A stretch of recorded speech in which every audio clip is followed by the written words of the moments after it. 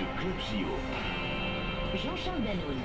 On est toujours en direct de Londres, le Club JO sur Europe 1. On est ensemble jusqu'à 23 h. On va parler de la Guyane dans un tout petit instant. Un gardien de but qui joue longtemps, très longtemps. Bon, on en a un qui est là, qui est arrivé, qui nous rend visite à Londres au Club JO. On est ravis de l'accueillir. C'est Bernard Lama. Salut Bernard. Salut, bonsoir, merci d'être avec nous. Et vous n'êtes pas seul, vous êtes venu accompagné de Roger Michel Loupec, qui est vice-président du Conseil régional de Guyane. C'est ça? Bonsoir. Bonsoir. Et vous lancez, avec Bernard Lama comme ambassadeur sportif, une opération qui s'appelle Guyane 2014-2016.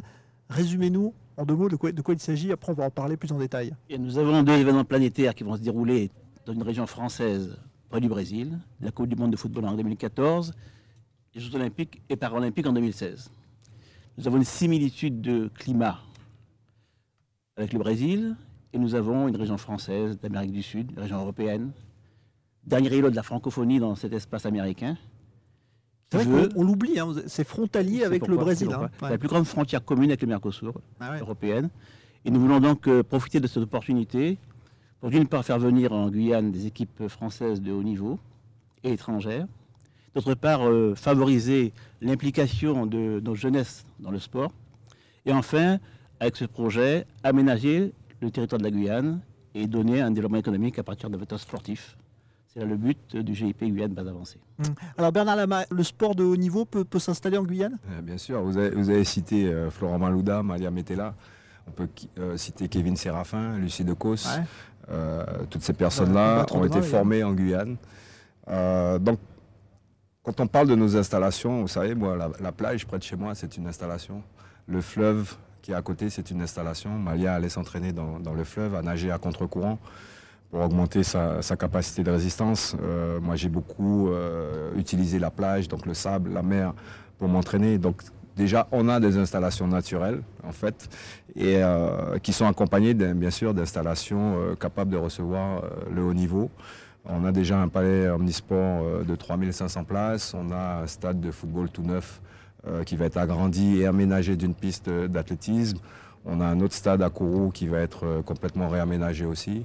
Donc on fait l'effort, il y a 35 millions d'euros qui sera investi, plus 10 millions sur un institut de formation, 35 millions dans les infrastructures en elles-mêmes. Donc oui, d'ici fin 2013, on sera prêt pour le football, ça c'est sûr.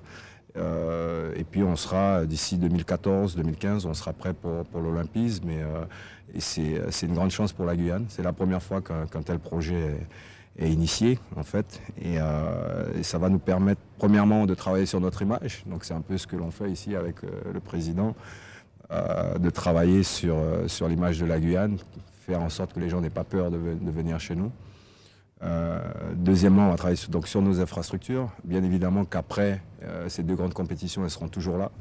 Et à ce moment-là, ça nous permettra nous-mêmes d'organiser des événements